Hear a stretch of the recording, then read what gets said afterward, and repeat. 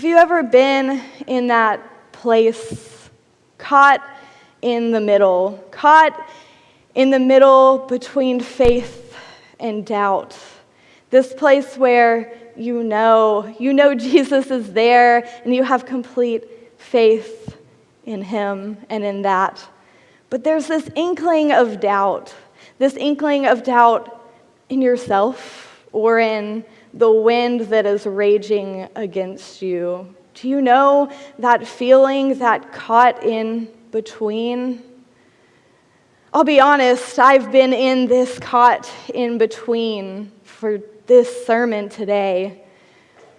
You see, about a month ago, I had this complete faith. God, what is the message you have in store for us on the 31st? Where should I begin? I know that you have always led me to the scripture, but what in the world am I supposed to preach? What do we need to hear as a church? A couple weeks passed and Reverend Hale brought this bag of books to my office. And we decided to sit down and go through them together one by one. You never know what goodies you're going to find. We didn't know maybe a Sunday school class would want a book that was in that bag. And as we went through the pile, there was this one, and it had these beautiful waves. They were raging waves, and it was this blue cover, and it just caught my eye, and it said, Peter, across it. The flawed but faithful disciple. And I thought, that might be a really good book for a small group or for a Sunday school. I'm just going to leave it on my desk and see why I feel like it's calling my name. And then the waves started surrounding me. You know, when you just become so busy, you feel engulfed by all of these responsibilities that you have, all of this work, all of your family life, just the winds are howling. And I thought, I don't know, why is this book here? And then I saw that Reverend Hatchell is going to be teaching a small group on it, and I thought, look at God, won't he do it? But it still sat on my desk, and we got closer to today, and I found myself still in this middle ground. God's got a message, but I'm doubting, will we know it? Will we find it? Will we walk into it together?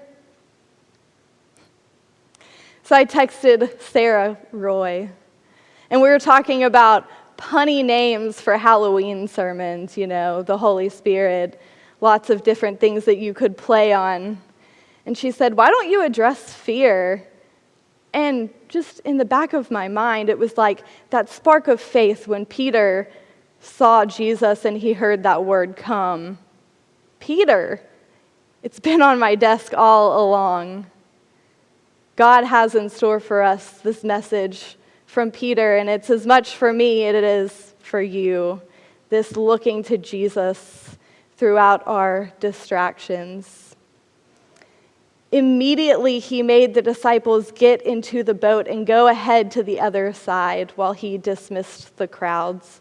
This is coming right off of the feeding of the 5,000. His disciples and the crowds just witnessed one of the most beautiful miracles, setting up the tone and the idea that Jesus is the bread from heaven, fulfilling the law, fulfilling the prophecies. It wasn't Moses, it was Jesus. But the crowds were rushing towards Jesus, trying to force him to be a king. And so he immediately said, you know what, disciples, get into the boat, go ahead, cross. I got to handle this one on my own. I've got to do this myself. I need to withdraw. Right before the feeding of the 5,000, his cousin, John, had died, and he had just found out. And so, in a very Christ-like manner, Jesus went up to the mountain, a place known for drawing near to God. And he went and knelt in prayer. And so that's where we find ourselves. We're with the disciples getting into that boat. It says, when evening came, he was there alone. But by this time, the boat, battered by the waves, was far off from land, for the wind was against them. Something I learned about the mountain that Jesus was on is that he would have had to walk around to be able to see the boat. And when we think evening, we think maybe like 7, 8 o'clock, but it was a little bit later than that. And so he started to make his way around, and early in the morning, anywhere from 3 a.m. to 6 a.m., he sees this boat being battered and beaten by the wind and the waves. So he came walking toward them on the sea, just like Jesus, to walk to them as soon as he saw that they had a need to be met. Have you been there in that boat? The waves crashing, fear surrounding, the wind against you. It feels like chaos. But every time we see Jesus meeting our need, coming down that mountain, seeing that we're in distress. It said that the disciples, when they saw him walking on the sea, they were terrified. 3 to 6 a.m., storm raging, water coming up on your boat, dark, misty, and you see this figure walking on the water. It is a ghost, they said. Would you think it was a ghost? What would you think? Would you believe that it could be Jesus walking out to you on the water? Don't we know that he walks to us in our chaos? They cried out in fear. Where are you crying out in fear? Where do you feel the chaos just coming against you, the winds blowing? What would you do if you saw that figure walking towards your boat? Take heart, it is I. Do not be afraid. We see it all throughout the gospel. We see it all throughout the Bible. Take heart, it is I. Do not be afraid. We can rest in that. As the chaos ensues, as the winds blow against, as the water engulfs, take heart, it is I. Do not be afraid. I am who I am was a thing that God said all throughout the Old Testament. And much like the Gospel of Matthew, we're reminded once again that as God is meeting them, as Jesus is meeting them on that water, he is saying, I am who I am. You can trust me. Do not be afraid. Do we trust him? Do we know that it is him? Does it calm our every fear to know that Jesus is on that water with us? Peter answers him, well, Lord, if it is you, command me to come onto this water. He just saw the feeding of the 5,000. He had seen a ton of other miracles. He was faithful, but he wanted him to say, come. He needed Jesus to call him out there, to believe that he could make it out into the water himself. Come. Do we walk when we hear come? When we hear that call of Jesus, come, do we believe it? Do we have faith in it? Do we trust that Jesus will meet us there? So Peter did, the faithful disciple. He gets out of that boat, fixing his eyes on Jesus. Jono, in his children's moment, gave us a great example, just fixing his eyes on Jesus and then getting distracted here and there and everywhere. We're Peter quite often. We have this bold faith, this confidence that we can step out of that boat and walk with Jesus on the water. But those winds, it said that they had been against them. That's distracting. That is hard. So Peter sees that wind, and he turns away for just a moment. It took just a moment for him to feel himself sinking, just an inkling of doubt. Was it doubt in himself? Doubt in the fact that he was afraid maybe he wouldn't make it to Jesus. I mean, those waves were rolling. So he looked away and he started to sink. But Jesus' hand was immediately there. That sense of urgency, again, immediately his hand was there. That grace always meeting us, always ready to grab us the second we fall short. The second we feel our confidence shaking, Jesus says, I've got you. I've got you. Do we trust that?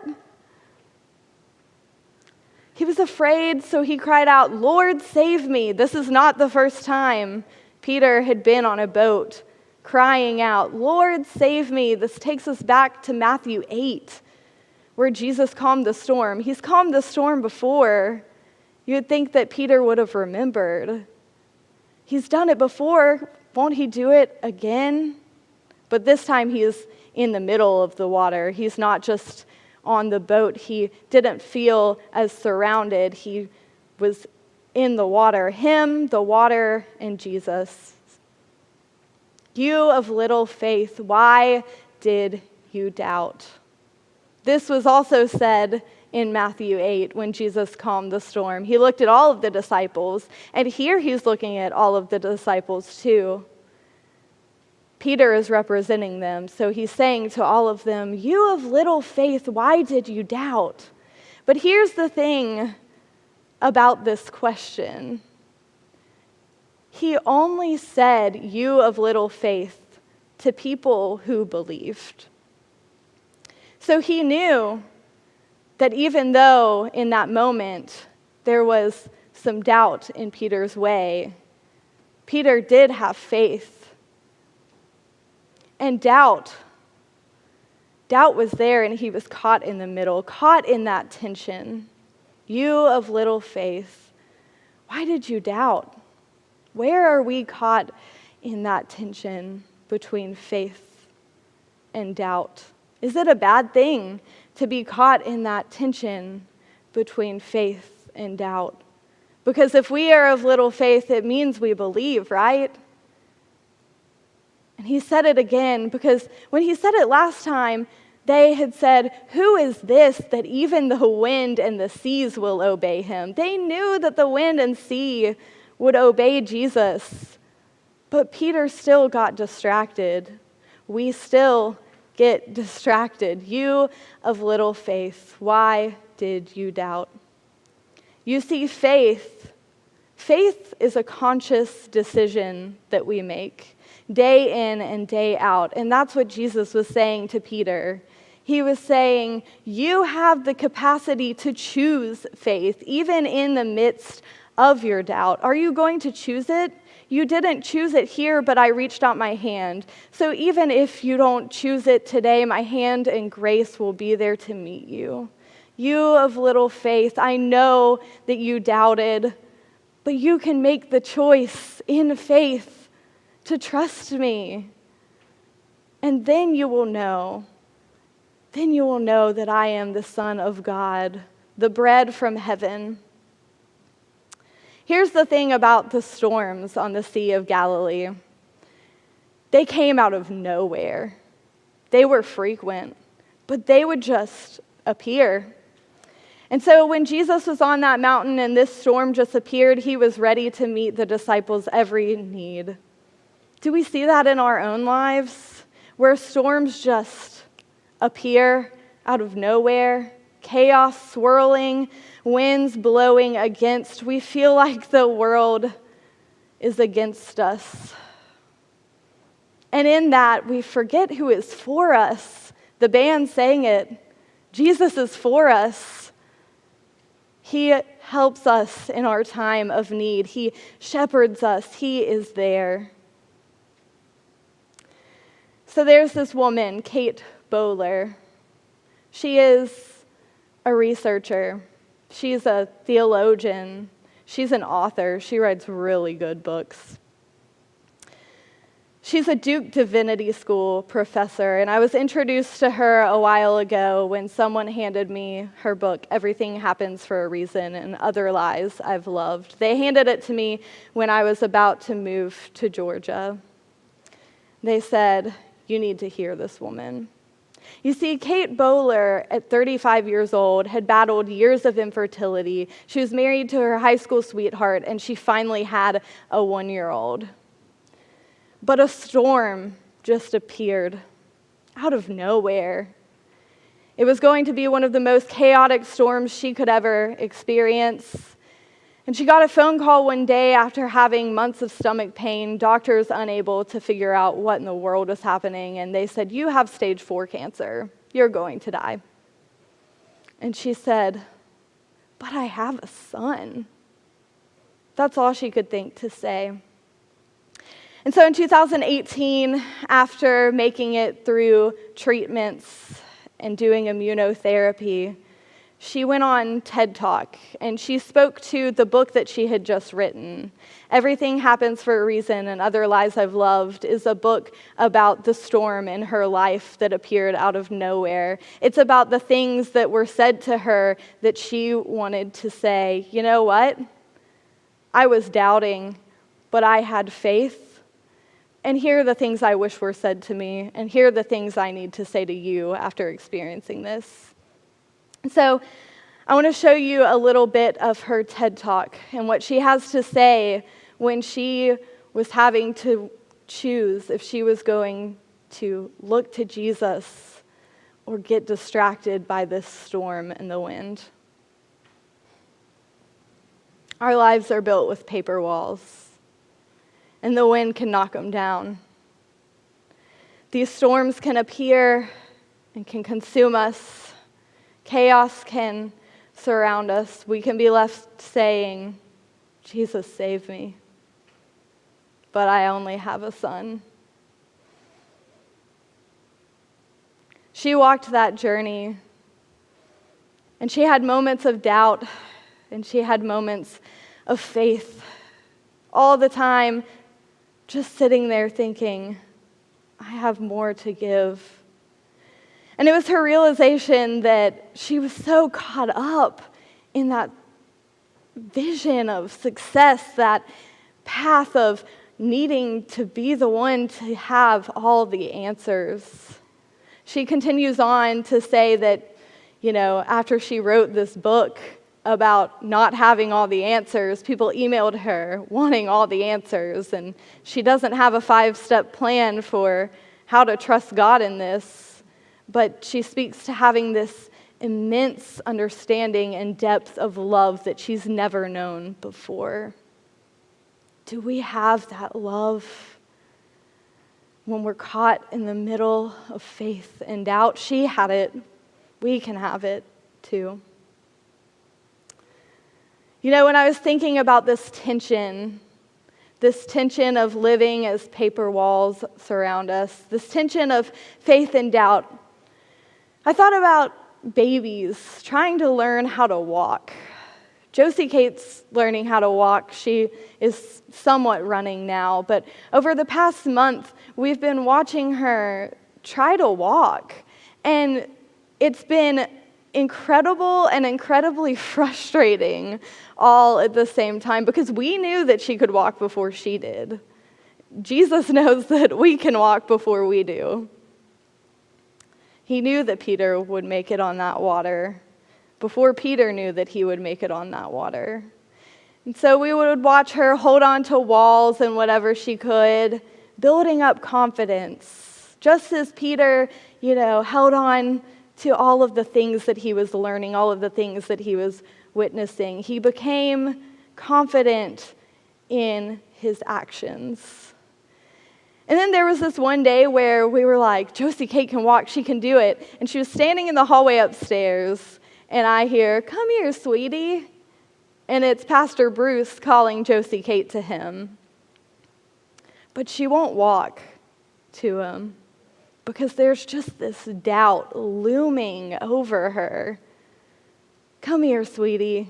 She still wouldn't do it. So then We would do this pretty much every Sunday, and one Sunday he gets a Reese's because he knows that she'll walk for candy. You just got to have what they want, right? Is Jesus what we want? Will we walk to him? Because we should. Wouldn't you know it, but one day, Josie Kate was walking towards that candy.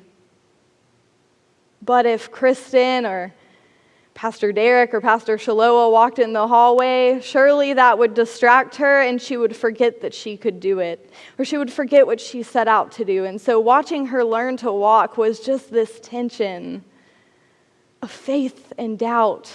Watching her go back and forth, back and forth. Okay, I can do it. Maybe not. And that's what we see in Peter. And in the rest of the disciples. And in ourselves. There's this tension. And Kate speaks to it at the end of her message. So beautiful. And life is so hard. She couldn't reconcile the differences, but she also couldn't say that they were contradictions. Maybe faith and doubt don't contradict each other. Maybe we don't have to reconcile the choice between them because we learned that faith is this conscious choice. And anytime we find ourselves with even that inkling of doubt because the wind is too strong, or doubt because we can't believe in ourselves to step and take another step further on that water, maybe we can think for a moment that faith and doubt go hand in hand. Because as we doubt, our faith gets deeper. And as we doubt, we understand that we need Jesus' hand to reach out to us. And that makes us want to walk out even more. Because we know that despite our humanity, Jesus' divinity will always meet us there. When they got into the boat, the wind ceased. Who is he that even the winds and the sea will obey him? Those in the boat worshiped him. Last time they asked that question, this time they realized, truly you are the Son of God. Those disciples in that boat, that was the church. They were all followers of Jesus. Were those disciples? And as Peter stepped out in faith, even in his doubt, he realized, truly you are the Son of God. We can realize that too.